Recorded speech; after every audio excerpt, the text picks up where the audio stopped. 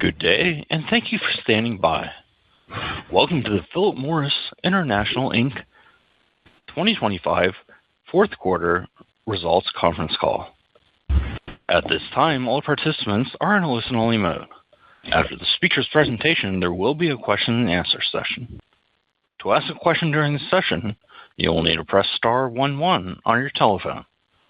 You will then hear an automated message advising your hand is raised. To withdraw your question, please press star 11 again. Please be advised that today's conference is being recorded.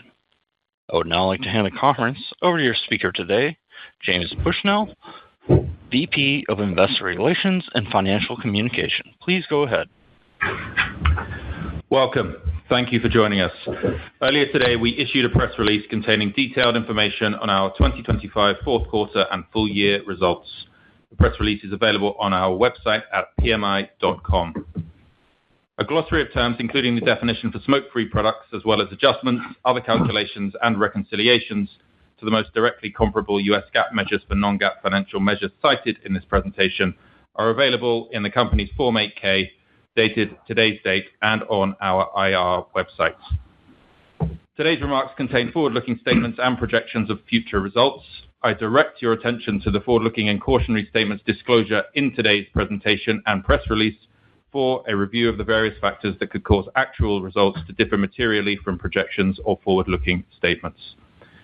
I'm joined today by Jacek Olczak, Group CEO of PMI, and Emmanuel Babeau, Chief Financial Officer.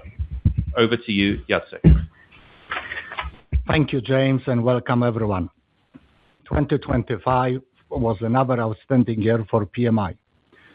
The shift of adult smokers to better alternatives is a lasting, structural movement, one that we continue to lead and from which we are generating strong, sustained growth. Our leading global position in smoke-free products enable us to deliver a fifth consecutive year of positive volumes with rapid top-line progress and significant margin expansion. We grew our smoke-free products volumes by an excellent 12.8%, with the increasing profitability of the portfolio reflected in organic smoke-free gross profit growth of 18.7%. IQOS remains the core driver, with both shipments and adjusted IMS growing around 11%. This includes an impressive acceleration in the fourth quarter, with a return to strong double-digit growth in Italy and a very promising start in Taiwan, just two examples of the broad growth across geographies. This performance also reflects the success of our multi-category strategy, with both ZYN ex-Nordics and VEEV more than doubling shipment volumes in international markets. Our strong brand offering, which includes high-quality science-backed products in all three smoke-free products categories, allows us to better serve consumers and enhance our financial performance. While the nicotine pouch category remains nascent in most geographies, ZYN gained significant international share as we expanded the product portfolio and market reach. In the more established e-vapor category, VEEV is the fastest-growing brand of any major player in international closed pods and holds the number one position in 8 markets, with a substantial increase in gross profit. Although our performance continues to be fueled by the international business, we generated the vast majority of total PMI organic net revenue growth led by SFPs. We have a substantial opportunity in the U.S., where ZYN grew shipments by 37% despite supply constraints in the first half, a significant price premium, and the competitive portfolio gaps. Our Aspaya Wellness business also grew organic net revenue strongly.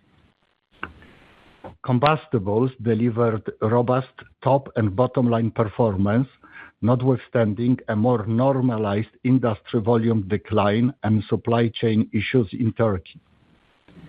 We accomplished this through strong pricing, portfolio resilience, and disciplined execution, with Marlboro reaching a historic high share. Managing this business responsibly enables us to invest boldly in better alternatives and sustain our smoke-free momentum. Together, these factors enabled us to deliver 15% adjusted diluted EPS growth in dollar terms, the strongest growth since 2011, excluding the pandemic recovery year of 2021. This reflects currency-neutral growth of 14%, well above our expectations at the start of the year, and the second year of mid-teens progress. Indeed, we have successfully achieved our 3-year CAGR targets for organic OI and currency-neutral EPS in 2 years. With another strong performance expected in 2026, despite some transitory headwinds, we are today renewing these growth targets for the next 3 years, further validating our best-in-class growth profile within consumer packaged goods. Importantly, this is accompanied by strong and increasing cash generation, and we target a leverage ratio of close to 2x by the end of 2026 at prevailing exchange rates. With our dividend payout now close to our objective of around 75% of adjusted diluted EPS, this provides capacity for strong returns to shareholders. Before I turn it over to Emmanuel, I would like to highlight the achievement of several important milestones as we entered the second decade of our smoke-free journey. Our total net revenues reach over $40 billion in 2025, with 41.5% or close to $17 billion generated by our smoke-free business. Even more impressive is the smoke-free gross profit contribution, which has essentially doubled in 5 years to 43% of total PMI. Our adjusted operating margin also returned to above 40% this year as our transformation expands profitably. Our business is increasingly smoke-free, with 27 markets exceeding the 50% net revenue milestone, including South Korea, Poland, Italy, Romania, and of course the US, which is also one of 8 markets exceeding 75%. In last quarter of 2025, the Europe region also surpassed 50%, making 3 out of 4 regional segments majority smoke-free. We continued to scale our global smoke-free presence, reaching 106 markets, 52 of which have already deployed a multi-category strategy, which is a critical accelerator of consumer adoption and long-term growth. As adult nicotine consumers search for better alternatives to smoking, we continue to lead the broader industry transformation. A prime example is Japan, where the heat-not-burn category crossed the 50% total industry threshold in December, driven by the undiminished strength of IQOS. Across our 106 smoke-free markets, our double-digit adjusted IMS volume growth continues to outpace the industry, demonstrating the collective strength of our leading brands. While we are proud of what we have accomplished so far, our focus remains sharply on the future, with an exciting pipeline of initiatives and innovations over the next 3 years. This is supported by increasing digitalization and our new organizational model. With that, I will hand over to Emmanuel to discuss our results and outlook in more detail, and I will come back at the end of this presentation. Thank you, Jacek. I will begin with the headline financial for the year, which were indeed impressive. Organic top line and operating income growth were in line with our forecast ranges set at the start of 2025, and currency neutral adjusted diluted EPS growth exceeded those expectation by 1.7 points. Positive shipment volume, strong smoke-free category mix, and pricing drove organic top-line growth of +6.5% or +7.9% excluding the technical Indonesia impact, positioning us at the high end of our +6% to +8% midterm CAGR targets.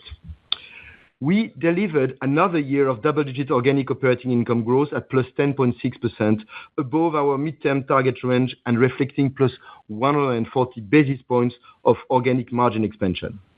In dollar terms, adjusted operating income grew by +11.8% to $16.4 billion. Excellent currency-neutral adjusted diluted EPS growth of +14.2% was ahead of our expectation. This was driven by strong underlying business performance, notably in international multi-category and in combustible, coupled with a more favorable effective tax rate and lower net financing cost. In dollar terms, adjusted diluted EPS of $7.54 was at the high end of our last guidance range, despite a lower than expected currency tailwind of $0.04 due to non-recurring transactional losses in Q4, largely related to the Russian ruble and the Swiss franc. Robust cash generation enabled us to deliver operating cash flow of $12.2 billion, matching the record delivery of 2024. Now, looking at Q4 specifically, while growth rates were below the overall year, partly due to the shipment and phasing factors outlined last quarter, underlying performance was ahead of our expectation. This enabled us to deliver almost +10% in adjusted diluted earnings per share growth to $1.70 or +9% excluding a $0.01 currency tailwind. I will now cover our 2025 performance in more detail, starting with volumes. As Jacek mentioned, we delivered our fifth consecutive year of positive volumes with total shipment growth of +1.4%. This was driven by the continued dynamism of our smoke-free business, which generated more than 100 billion incremental units over the past 5 years, combined with a very resilient cigarette performance. In 2025, smoke-free shipments grew +12.8% or +20 billion units to 179 billion, more than offsetting the 1.5% decline in cigarette shipments. All smoke-free categories grew strongly, with IQOS HTU shipment growth of +11% to 155 billion units, VEEV +102% to 3.3 billion equivalent units, and oral smoke-free product +18.5% to 20.7 billion units. Notably, this includes +37% growth from US ZYN to 11.9 billion pouches, making up close to 7% of total smoke-free product volumes. As expected, adjusted IMS growth for IQOS HTU accelerated in Q4 to +12%, while shipment volumes were impacted by the dynamic flag last quarter and grew by +7.5%. Notwithstanding this impact, total Q4 smoke-free product volumes increased by a healthy +8.5%. The full-year cigarette volume decline of 1.5% was slightly better than our expectation of around 2%, with our category share performance in the second half proving resilient in several markets, including Egypt and India. The total international cigarette industry, excluding China, declined by an estimated 1.1%, with continued divergence between markets where smoke-free products are available, which declined by around 3%, and markets where smoke-free products are not permitted or still at low level of penetration, which were broadly flat. The composition of our 2025 top-line performance was extremely consistent with the 5-year average of each key component, demonstrating the sustainability of these dynamic drivers. Continued volume growth is the first pillar of our growth model. The second is pricing, which contributed +4.1 points. The 2025 impact reflect +7.6% pricing from combustible and low single-digit pricing on IQOS, partly offset by the H2 normalization of US ZYN promotional activities. The third pillar of growth is smoke-free mix, which contributed +3.5 points in 2025. Combustible geographic mix and other factors had an unfavorable impact of 1.1 points, whereas currency and scope effect added +0.8 points.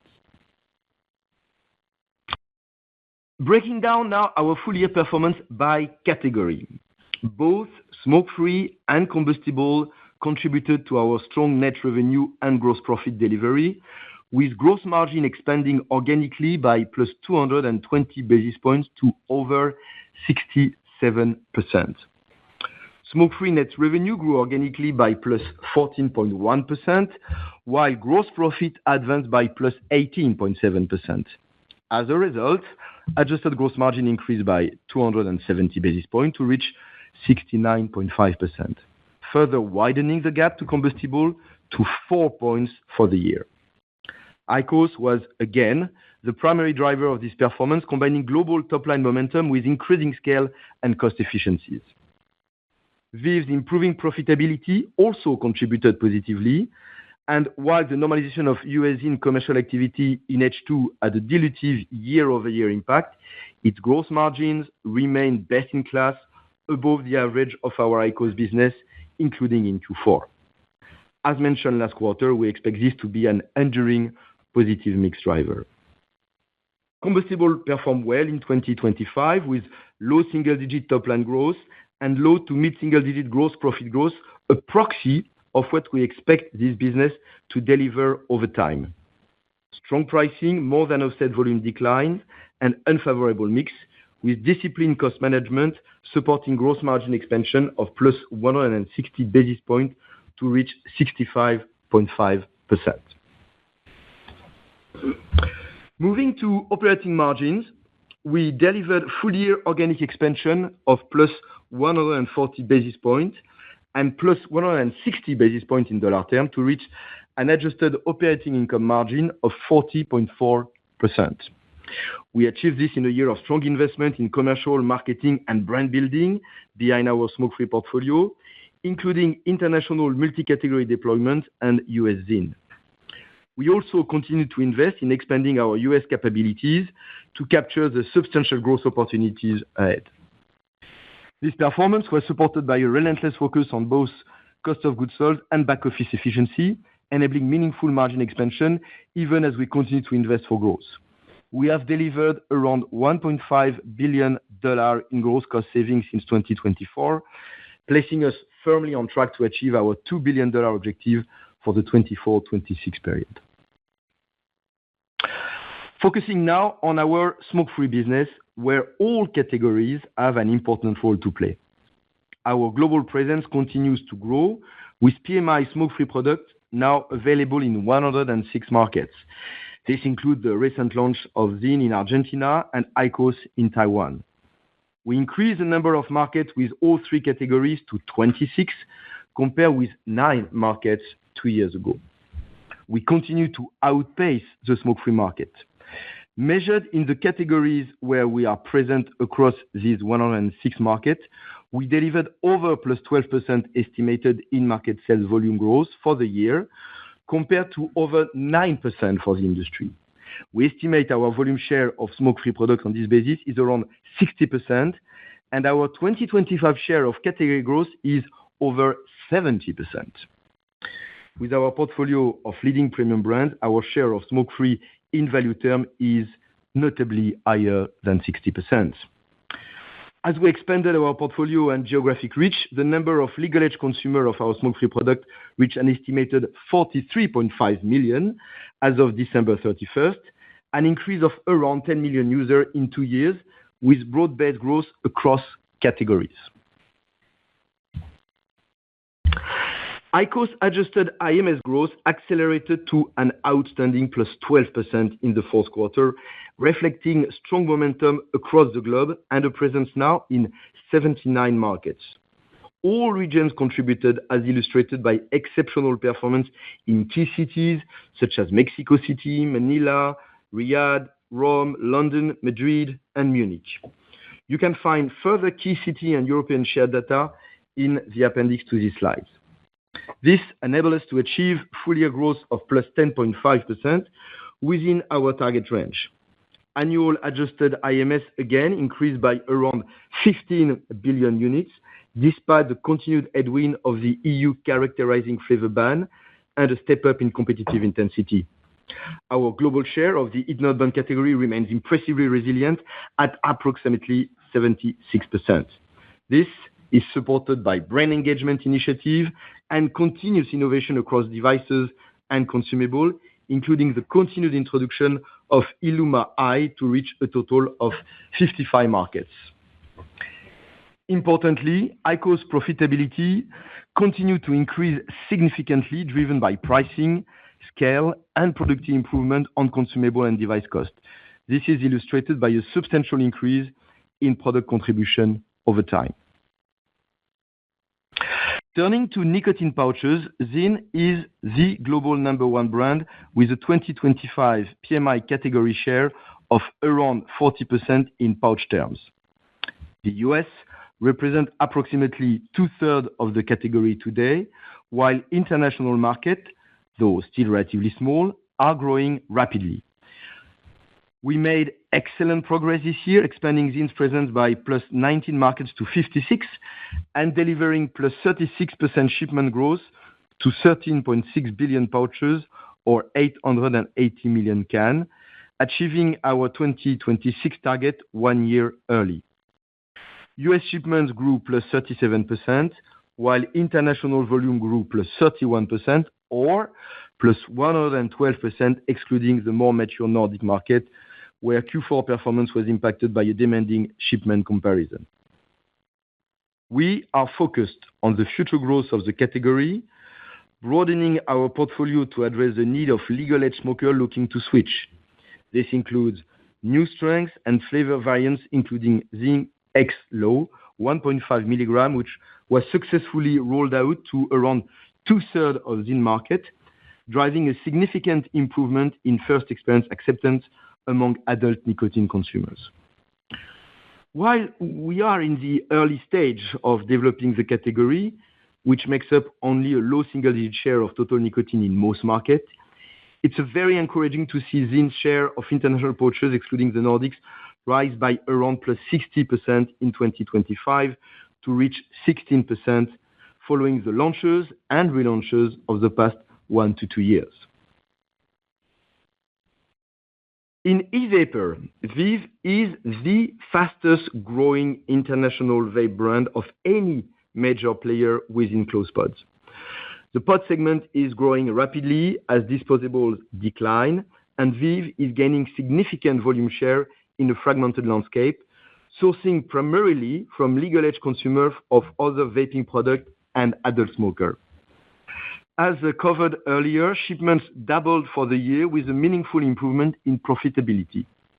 VEEV is now present in 47 markets and grew notably well in Italy, Romania, Greece, the UK, Germany, and Indonesia.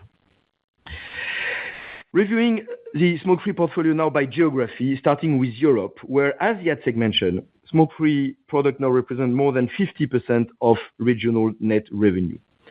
Total IQOS, ZYN, and VEEV volume grew by an impressive +13% for the year, with significant further growth potential given the overall penetration of SFP remained low compared to Japan or the US. IQOS delivered another strong quarter with an acceleration in adjusted IMS growth to +10.3%. This was led by an exceptional performance in Italy, where we successfully navigated the impact of the flavor ban, supported by recent innovation. With an acceleration through the quarter of 2025 to deliver double-digit in-market sales growth for the year, quarterly market share passed 20% for the first time. Other notable call-outs with strong double-digit growth include Bulgaria, Germany, Greece, Spain, and Romania. ZYN pouch shipment volumes grew +9% for the year, and while the Nordics make up close to 60% of regional volume, shipments more than doubled elsewhere with good progress in the UK, Poland, Italy, and Austria. As noted earlier, excellent VEEV momentum continued with shipment growth of +110%. In Japan, we reached an impressive milestone in December as the heat-not-burn category surpassed 50% of total industry offtake volumes, driven by the continued strength of IQOS. The path to 50% has not been linear, and following 2 years of very strong expansion in 2023 and 2024, category growth moderated in 2025. The adjusted in-market sales growth of IQOS HTUs has reflected this trend with a healthy +7% in 2025, representing very robust absolute growth. In Q4, the Japanese nicotine industry and the heat-not-burn category grew slightly below the full-year trend, with some impact from inflationary pressures on consumer purchasing power. Nonetheless, IQOS HTU adjusted IMS grew +5.8%, while Q4 adjusted share grew +2 points year-on-year to 32.6%. While competitive intensity increased markedly this year, IQOS category share was broadly stable, with most movement occurring among other players. We are encouraged by early signs that the increase in category activity is generating higher interest among more traditional adult smokers, a positive indicator for category growth. Looking forward, the upcoming excise tax increases on heat-not-burn in April and October make 2026 an atypical year. As discussed at the Morgan Stanley conference in December, the level of pass-on makes this a headwind for the category, representing about 50-100 Japanese yen per pack, which translate to 10%-20% of current retail prices, with the greatest impact for product at lower price points. As announced recently, we have submitted an application to increase our prices in April. We anticipate these price increases will impact category growth and volume for 2026, despite the fact that heat-not-burn consumers have demonstrated higher price resilience than cigarette smokers in the past.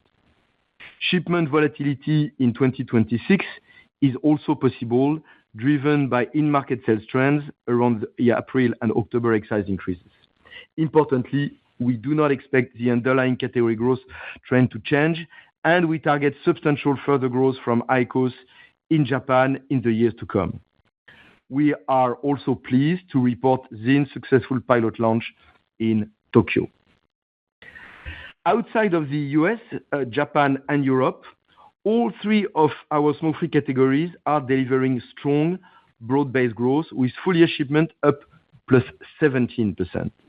This includes IQOS' strong start in Taiwan during Q4, where we exited the year with around 4% offtake share, and rapid progress in markets such as South Korea, Malaysia, and the Philippines. ZYN momentum was notably strong in Pakistan and Mexico. In e-vapor, we've achieved excellent results, particularly in Asia. Our global travel retail business further support all three brands and continue to deliver impressive multi-category performance, serving as a powerful platform to showcase our portfolio. Turning now to the U.S., which made up around 7% of our global net revenues and around 8% of our adjusted operating income in 2025. Nicotine pouches remain the fastest growing U.S. segment, representing a high single-digit percentage of total nicotine industry volume. Despite supply constraint, commercial normalization, and portfolio gap, ZYN continued to lead the category in 2025 with its premium offer, capturing around 50% of category growth, 61.5% can volume share, and a value share of over 67%. ZYN offtake volume also grew strongly by +25% for the year, as estimated by Nielsen. Shipment grew by +37%, or 230 million cans, to 794 million. The gap between shipment and offtake reflect a net channel inventory rebuild, and we estimate the underlying 2025 shipment base, corresponding to consumer offtake, was around 740-750 million cans. This was notably concentrated in the first quarter of 2025, and we estimate the underlying shipment base by quarter for 2025 was around 160 million cans in Q1, 180 million cans in Q2, 205 million in Q3, and 200 million in Q4. Indeed, Q4 saw a lower than expected destocking of about 5 million cans as we deployed promotion, limited time offers, and announced a January list price increase of 10 cents per can in December. Looking ahead to 2026, we expect ZYN shipment volume to broadly reflect offtake growth from this underlying base before any further channel inventory movement. We estimate there remain around 25 million cans of surplus inventory in the downstream supply chain, which we assume will normalize in due course, most likely in the first quarter. The level of offtake growth for ZYN in 2026 will be influenced by three key factors in which we are investing. The most critical over the mid to long term is ZYN's brand equity as we strengthen marketing in a responsible manner, enhance point of sale visibility, and deepen the connection with our legal age consumers. Accessing all segments of the U.S. nicotine pouch category will require us to navigate a dynamic and uncertain regulatory environment. We have developed and are preparing to launch innovation to address a broad spectrum of consumer preferences. We have a number of pending ZYN submissions before the FDA, including ZYN Ultra, which is included in FDA's pilot program. ZYN Ultra offers higher strength and an expected range of adult-oriented flavors. We are taking steps to prepare for the launch of ZYN Ultra as soon as possible, pending FDA action. We also believe IQOS ILUMA's strong application and demonstrated track record converting smokers to a better alternative warrants expeditious FDA action. We also continue to optimize ZYN's premium price position.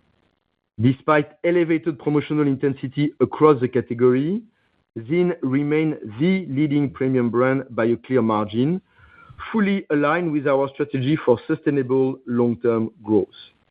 We have a comprehensive commercial program plan for 2026, and as a reminder, commercial activities, including promotions, were unusually low in the first half of 2025.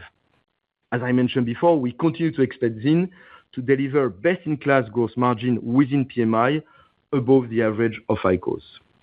We are very excited about the significant growth potential of the brand over the coming years, which fully justify the above-mentioned investment. One example of our enhanced brand building effort is the recently announced global partnership between ZYN and Ferrari, which reignites our long-standing heritage in Formula One, with smoke-free product now at the forefront. Formula One's overwhelmingly adult audience provide a highly impact platform to engage consumer responsibly and reinforce ZYN's premium equity. Finally, moving to combustible, which delivered another robust year of pricing of +7.6%, including +6.8% in Q4, and very good gross profit growth. Our full-year cigarette share declined by 0.2 points to 25.3%, mainly due to Turkey, and was otherwise stable, including record high for Marlboro, both for the full year and in Q4, where its share reached 11% of the international category, excluding China. For 2026, we forecast a combustible pricing variance of around +6%, reflecting continued dynamic performance. With that, I will now hand it back to Jacek. Thank you, Emmanuel. This brings me to our outlook for 2026, where we expect another year of a strong and profitable growth despite several transitory headwinds. Starting with volumes, we expect continued strong underlying momentum in our smoke-free business for all three categories. Both shipments and adjusted IMS volumes are projected to grow in a high single digit after factoring in the headwinds from Japan excise taxes and U.S. ZYN inventory comparisons described earlier. For combustibles, we forecast a cigarette decline of around 3%, with weaker industry volumes in India and Mexico following recent excise tax increases and our ongoing recovery in Turkey, likely to impact comparisons in the first half. Altogether, this results in a broadly stable outlook for total shipment growth, subject to the usual variability in shipment timing and trade inventory movements, as compared to a forecast total industry decline of around 2% for cigarettes and HTUs. We expect another strong year overall for pricing led by combustibles, notwithstanding the impact of a U.S. first half comparisons, and for continued positive smoke-free mix. Taking all these elements into account, we forecast 2026 organic net revenue growth of 5 to 7%. We expect the same factors, in addition to operating leverage and ongoing cost efficiencies, to drive further robust margin expansion with projected organic operating income growth of 7 to 9%. This includes continued strong investment behind our smoke-free portfolio. We are forecasting currency-neutral adjusted diluted EPS growth of 7.5% to 9.5%, factoring in broadly stable net finance cost and an effective corporate tax rate approximately in line with 2025 at around 21.5%. Including an estimated 28 cents currency benefit at prevailing exchange rates, this translates to 11.3 to 13.3% growth to a range of $8.39 to $8.54, which would mark another year of double-digit EPS growth in dollar terms. We expect a significant acceleration in operating cash flow growth at around $13.5 billion at prevailing exchange rates and subject to year-end working capital requirements. The strong cash generation is expected to support further meaningful deleveraging in 2026, which I will come back to shortly. On a quarterly basis, we expect the first quarter to be the softest quarter of the year, reflecting demanding year-on-year comparisons and investment phasing. We expect first quarter combustible volumes to decline by up to 5% as we lap a prior year quarter of volume growth, whilst having the highest expected impact of the dynamics in Turkey, India, and Mexico, which I mentioned for the full year. Smoke-free product shipments will also be impacted by the U.S. ZYN shipment dynamics explained by Emmanuel and the strong HTU comparator. With low levels of commercial activity on ZYN in prior year impacting the net revenue per can comparison and a higher quarter of investment globally behind our smoke-free due to phasing, we anticipate broadly flat year-on-year first quarter organic net revenue and operating income. We forecast high single-digit adjusted diluted EPS growth of $1.80 to $1.85, including a 14 cents tailwind at prevailing rates, supported by a favorable comparison to transactional currency impacts in the prior year. As I mentioned earlier, we have delivered our 3-year CAGR targets on operating income and EPS in just 2 years. Combining our 2026 forecast with the strong results of 2024 and 2025, we expect to meet or exceed all of our 2024-26 CAGR targets presented at our 2023 Investors Day. This is especially the case for operating income and EPS growth, despite our algorithm assuming a more favorable corporate tax rate. In addition, our expected adjusted EPS CAGR in dollar terms represent a strong double-digit delivery. This brings me to the 2026-2028 outlook, where we are renewing our medium-term growth targets in the next 3 years. We continue to target positive total shipment volumes with the growth of smoke-free products more than offsetting cigarette volume declines. While our 2026 forecast ranges are marginally lower due to the specific factors we explained, for the 3-year period to 2028, we continue to target compound annual growth rates of 6-8% in organic net revenues, 8-10% in organic operating income as margins expand, and 9-11% in adjusted diluted EPS at constant currency. These renewed targets reflect our confidence in sustaining the strong pace of top and bottom line growth over time. They also reaffirm our best-in-class growth profile within the large cap consumer packaged goods sector. We target smoke-free product shipment and adjusted IMS volume growth of high single digits to low teens. Our multi-category strategy in international markets will continue to be the dominant driver of smoke-free products growth, further amplified by the substantial opportunity in the U.S. As we progress through the period, we expect this to be bolstered by the new market openings and an active innovation pipeline.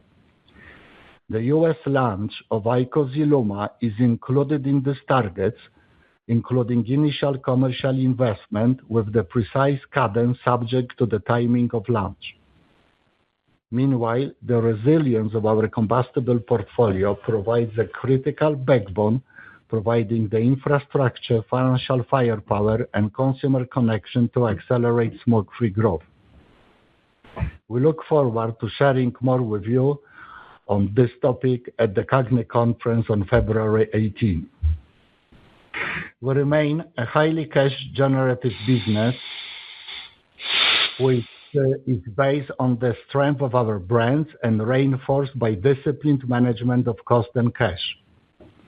This gives us the financial capacity to invest strongly behind our smoke-free business, maintain superior shareholder returns, and optimize our balance sheet. Over the next 3 years, we target aggregate operating cash flow of around $45 billion at prevailing exchange rates. We anticipate capital expenditures of approximately $1.3 to $1.5 billion per annum on average, with the potential for lower amounts beyond 2026, and the lion's share of investments again focus on smoke-free products. Alongside superior business results, we are committed to delivering superior shareholder value. Having essentially reached our target dividend payout ratio of around 75% of adjusted diluted EPS, we have the capacity to pursue dividend growth closer to the level of earnings growth, as demonstrated by the 8.9% increase announced in September last year. Strong cash flow and EBITDA growth enables deleveraging. We closed 2025 with an adjusted leverage ratio of 2.5x, reflecting solid progress despite the unfavorable impact of year-end currency movements on our net debt. We expect further improvements in 2026, targeting close to the 2x by year-end at prevailing exchange rates, providing increased flexibility for capital allocation. In summary, our full-year performance underscores the strength and the momentum of our global smoke-free business, supported by investment in our premium brands and continued resilience of combustibles. Despite the complex operating environment shaped by economic uncertainty, geopolitical tensions, and evolving regulations, we continued to make significant progress towards our vision of a smoke-free future.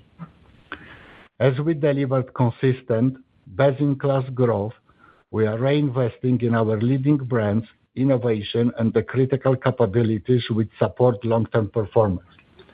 This allows us to generate significant value for our shareholders, including the largest dividend increase in over a decade. We look forward with confidence to 2026 and beyond. Thank you, Emmanuel, and I will be happy now to answer your questions.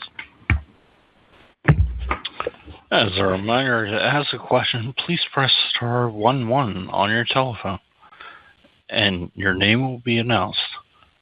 To withdraw your question, please press star 11 again. Please stand by while we compile the Q&A roster.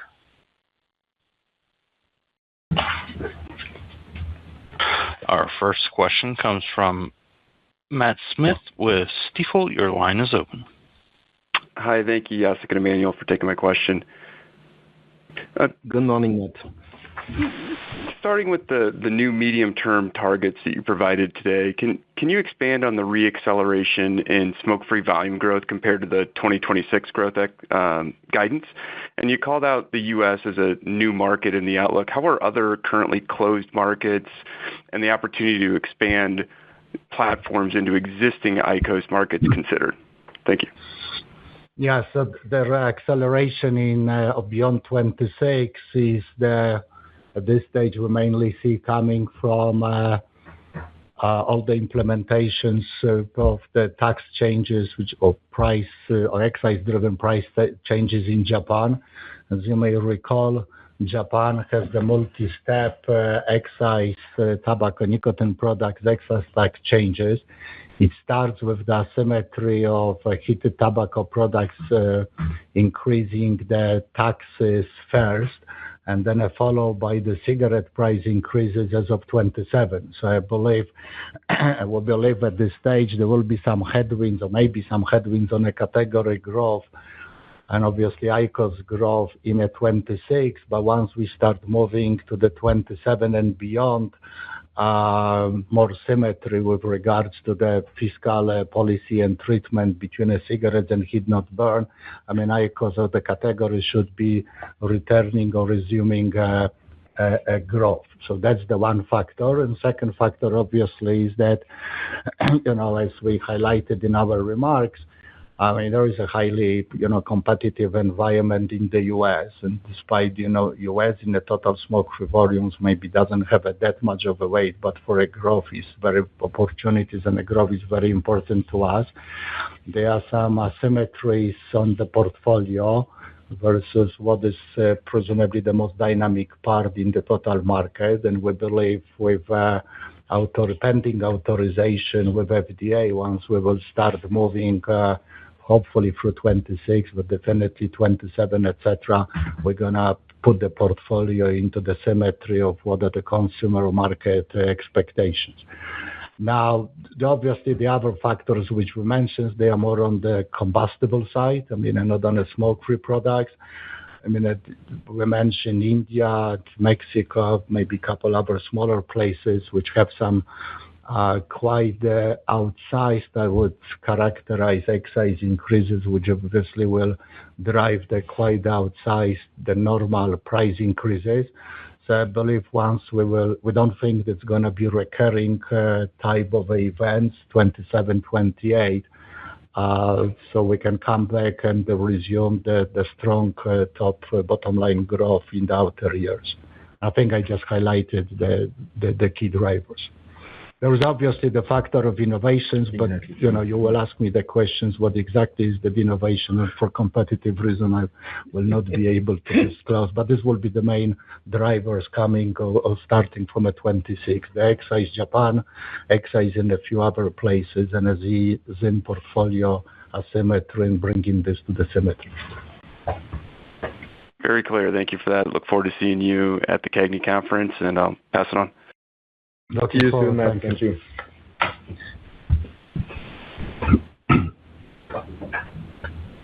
Thank you. Our next question comes from Eric Serotta with Morgan Stanley. Your line is open. Great. Thanks so much. The guide for 26. Good morning, Eric. Oh, good morning. In terms of a 26 guide for smoke-free volumes up in that, high single digits to low teens range, how are you thinking broad strokes? I know you're not guiding specifically, but how are you thinking in terms of IQOS, HTU shipments and IMS. Obviously, there's some of the specific headwinds you called out in terms of the excise in Japan. And then, in terms of the competitive environment in Japan, I believe it sort of started to step up around the second quarter of last year with some competitor product launches. How has that been kind of evolving on a sequential basis, particularly heading in now to the season where competitors have filed with the finance ministry for their price increases? Yes, I start maybe with the second part of the second question. I mean, yes, there is this year and the year before there was an increased competitive activity in Japan. Judging by how strongly IQOS holds the share in Japan and continuing its growth, I think it all goes well. I think, look, we have 10 years of IQOS brand built in Japan and number of steps of smaller but also the big innovations, including IQOS ILUMA. So I think IQOS is entering this a bit challenging from a price excise perspective period. I think relatively strong. Now, I think there are very legitimate questions how we see the IQOS in Japan, but we try to stand away from giving a very precise volume and other outlooks for specific geographies. That as you will appreciate, there is a competition, and we don't want to highlight too much to reveal what our plans with regards to the price and share expectations, the volume expectations. But when we come up with the guidance for the total smoke-free products volume evolution next year, I mean, all of these factors are baked in, if you like. And maybe, Eric, on your first question globally on the IQOS outlook among this high single-digit growth for our SFP volume in 26. We're very pleased with the growth of IQOS. I mean, we finished 25 very strongly, more than 12% adjusted in market sales growth. Yes, Japan has been slowing down a bit as we mentioned, but a number of markets reaccelerated. Italy is one of them. Europe is showing a number of markets which are, I would say, accelerating, like Germany, like Spain. You still have markets such as Romania, Bulgaria, that are very nice complement to the growth. So the picture is very nice for IQOS, and of course we expect that to continue in 26. And then you have all these new markets in new economies that are being very successful. We have Indonesia, Philippines, the Gulf, Mexico. I mean, you have plenty of markets where IQOS is accelerating. And last but not least, we are super pleased with the launch in Taiwan. I mean, 4% in only a few weeks. It's quite an achievement, and we're excited about the outlook. So that is globally giving a nice picture for the continuation of a very good growth for IQOS in 26. Great. And just one clarification question, just to be explicit in terms of the midterm or 26 to 28 guidance. Is the 26, correct me if I'm wrong, but 26 does not include anything for ILUMA in the U.S., but there is something included for the, sort of 27, 28 timeframe.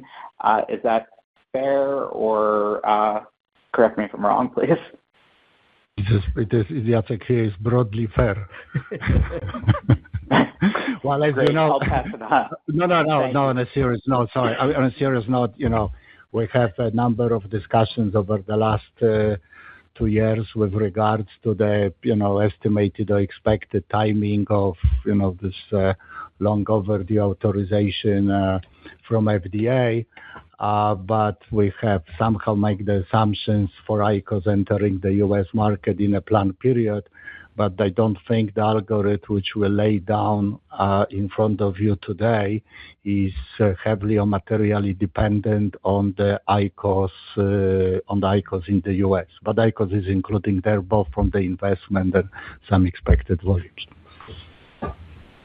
Got it. Thanks so much. I'll pass it on. Thank you, Eric. Thank you.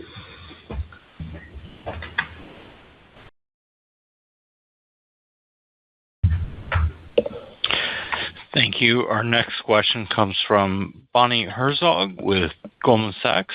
Your line is open. All right. Thank you. Hi, everyone. Good morning, Hi. I wanted to follow up on Japan and the excise tax situation. And as you mentioned, we've known or seen that you're applying or you did apply for a price increase on top of the tax. So hoping you could talk a little bit more about, the elasticities you're expecting, with volumes, I assume being pretty negatively impacted. And then I guess, will the leverage on the incremental pricing you're hoping to get be enough to drive, margin expansion and income growth in the region? Yes, it's Jacek, Bonnie. Hi. Okay, the price consumer will start being impacted, or will start seeing the prices as of April 1, right? So this is still a little bit in front of us. There obviously will be some IMS shipment type of distortions. Consumers can do some buying ahead or maybe not. I mean, all of these things will somehow wash out through the year. Now, there are two steps of excise increases for heated tobacco products in 2026. One which again will hit the consumers in April 1, and another in October. Okay. The amount or the size of the excise increase may not immediately warrant that and I don't want to now talk about the pricing strategy, etc., may not immediately warrant, depends on which strategy is at play, on the margin expansion. But I do believe, what is our approach to passing on prices and continuously working on the margin expansion. I think over a bit a longer period of time, we will get where we wanted to get. But I cannot comment more, Bonnie, for obvious reasons. Yes. I figured all right. That was still helpful. I appreciate it. And then I did want to just maybe ask a high level question on your guidance this year. Could you maybe, frame for us or touch on the key growth drivers that, really will allow you to deliver on your top and bottom line guidance and, possibly beat it, considering, you're lapping several strong years of growth? I think that's, been a key question, just given, the momentum. So it'd be helpful just to kind of have you kind of frame for us, what are kind of the key drivers of this? And then in the context of that, I did want to just make sure to understand how much of an increase or not, your guidance assumes in terms of planned investment spend this year versus last. And I guess, again, I'm asking, thinking about everything that you're planning on rolling out, of course, depending on the FDA. Thank you. Look, I mean, obviously, there is some degree of assumptions which we're taking on FDA. And okay, let me answer this differently. If we talk specifically about the ZYN and the ZYN Ultra, our pending application, which is very much in the higher nicotine strength, obviously moist version, some flavors, etc. We have a readiness to launch the product essentially as we speak. So it all depends now how quickly we can get an answer from FDA, and I will stay from any fortune telling, if I may, about the precise timing of FDA. I mean, I didn't have a great track record of forecasting FDA in the past, so I have to give up a little modest. But I think it's going to happen, okay? Summer this year, I think the plan is well balanced. And obviously, we will be, I mean, ZYN is growing in the US, but it's not growing at our expectations. If you measure the category growth versus ZYN growth, at least the recently, etc.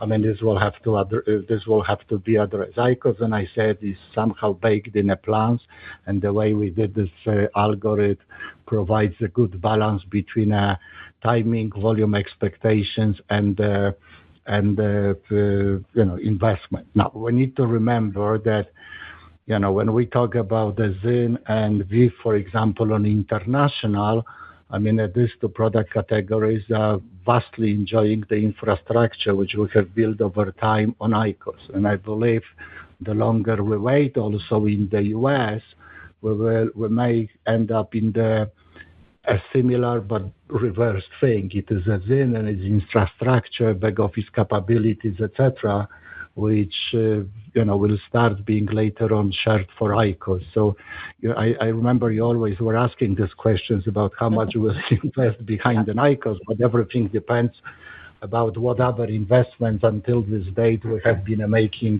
and so on.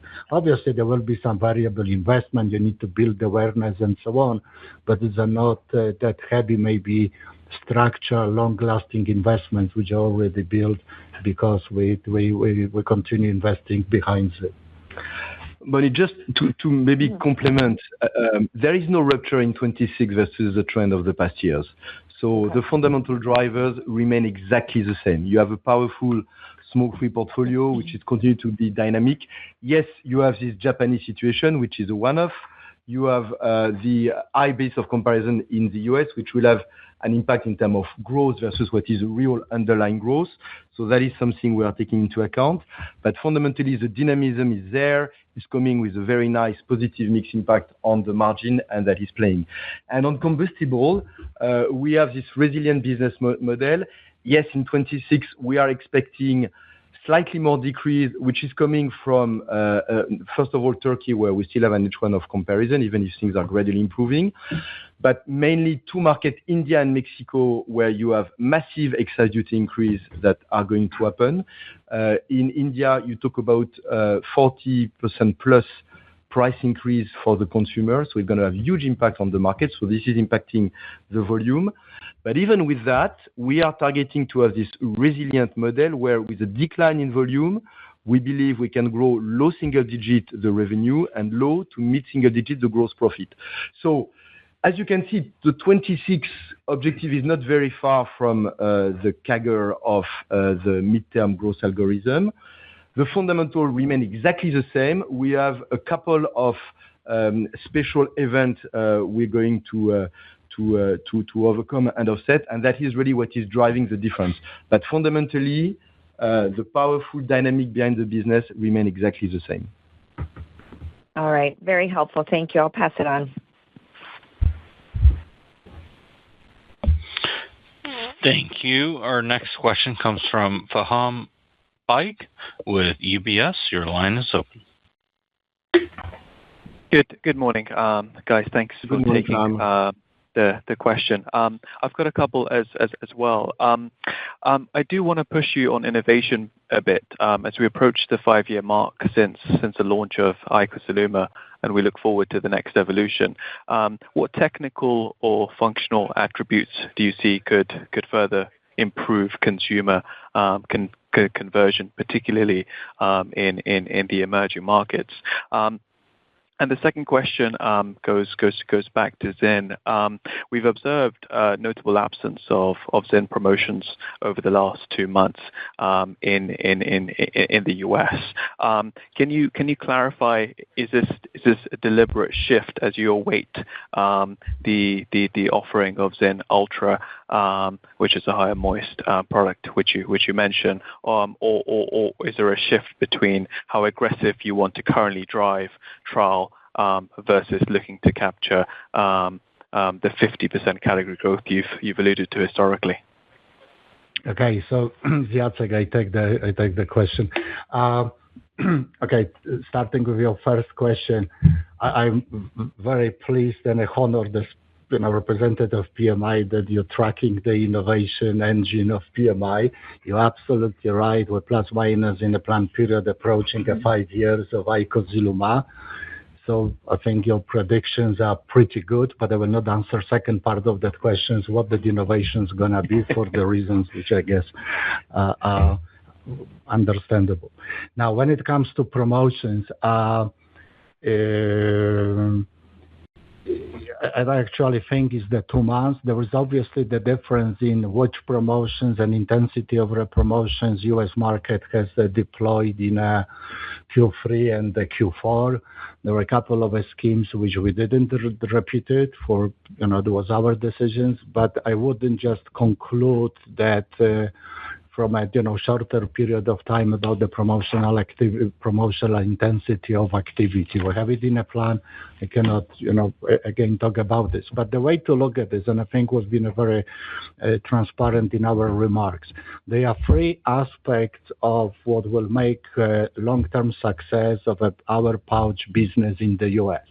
And we're repeating what we always were doing on so far on the international. One is the brand, and there has to be quite a degree of the support from a brand building activity. There is obviously the component of a portfolio which is meeting at least the current trends. We can have a separate conversations which of these trends we think may be longer lasting, which of this can be longer lasting. But the fact is that ZYN is doing okay within a day group of a 3-6 milligram, but clearly is missing a higher nicotine strength. Particularly maybe 9, maybe others. So that's the thing which we'll have to address, and here we need to deal or work with FDA. And there is a third component into this thing, which is obviously price, and a price premium, which consumer is willing to pay for ZYN in exchange for having a reputable, vibrant, dynamic brand and the right product. So there will be element of, it's almost like we're going to the textbook of old, maybe forgotten marketing mix. And we want to have a right price, right product, right place, right promotions. And we will be diligently deploying all of these components together. I hope I answer at least partially your question. No, that's very helpful. Given my first question wasn't answered, can I squeeze in another one for Emmanuel? Sure. Quickly. Sure. Emmanuel, the currency guidance for the year was significantly better than the Street estimates. Could you maybe share the key drivers why that could have been, and also provide the hedge rates for the year for the key currencies would be really helpful. Yeah. So probably the reason why is that we are going to benefit from some significant negative transactional impact in 2025, which are not going to repeat based on the current Forex in 2026. So when I look at the 27 cents guidance, you have 2/3 that is coming from translation, but around 1/3 is coming from a transaction. So I believe that is probably what the Street doesn't have, of course, because it's difficult to have. I'm not going to share precisely the hedging, but yes, we continue to have some hedging that are helping us a little bit, notably on the yen, because the euro has been going up. So the hedging on the euro are no longer making a big difference. So we still enjoy a slightly better rate than the spot you can see on your screen. And that is limiting a little bit the negative impact. But let's be clear, in 25, the yen had a negative impact, and we are expecting in 26 another negative impact coming from the Japanese yen. Thank you. Appreciate it. Thank you.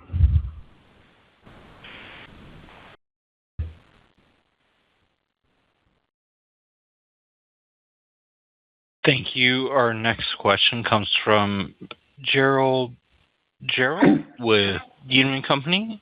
Your line is open. Thanks. Thank you very much for the question. Hi, Gerald. How you doing? I just have one. Would love to get your thoughts. But last month it was reported that New York is considering a significant excise tax increase on nicotine pouches. So just would love to get your thoughts when you consider the obvious potential for other states to maybe adopt similar proposals, and then maybe the impact you believe that this could have on the promotional environment or the competitive landscape. Thanks. Yeah, we're aware of this proposal. I mean, the comment I can make at this stage that this is counterproductive to the health benefit for nicotine or smokers these products provide. So I think the legislator there is taking everything into consideration. Look, states in the U.S., as you know very well, are driven by their own thinking process, and not necessary one state actions are translating to other state actions. But let's see how that's gonna unfold. I repeat, because for us it's very important that short-sighted approach to the excise on a products which are vastly better than cigarettes undermines real public health objectives. So I think it's just the wrong idea. Okay. Thank you. Thank you. Our final question comes from Damian McNeela with Deutsche Bank. Your line is open. Hi, thank you. Hi, Damian. Hi, thank you. Just one question for me, really, just on costs. You've indicated that you're on track to deliver $2 billion of cost savings by the end of this year. Just wondering whether you're in a position to quantify whether we should expect a similar level of cost savings for the medium-term guidance to the end of 28, and what scope AI may have to accelerate cost savings, please. Well, so it's not part of the guidance we're providing today, but we certainly ambition to continue to be very efficient on our cost. Roughly speaking, not going to give precisely the split, but it's around 60% on COGS, and the rest is on our notably back office cost and G&A. It is clear that we are targeting to build efficiency in the future coming from AI. Again, that's a topic that is quite sensitive. If you start to say what to invest and what to expect from AI, but you should certainly expect that AI is going to be an engine for more efficiency and for cost performance in the future. Absolutely. Okay. Thank you. Thank you. Thank you. I'm showing no further questions at this time. I would now like to turn it back to management for closing remarks. So I have a last remark, and this is just the best proof that we're living in the environment when we have a digital AI and the human. Both of us were human, and this is not that the AI was hallucinating. I think I misread one number when it comes to the guidance of this year.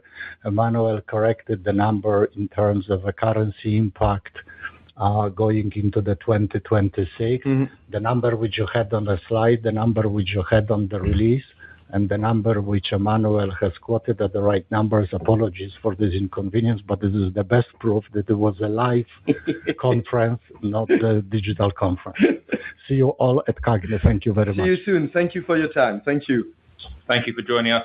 Please do contact the investor relations team if you have any follow-ups, and have a good day. This concludes today's conference call. Thank you for participating. You may now disconnect.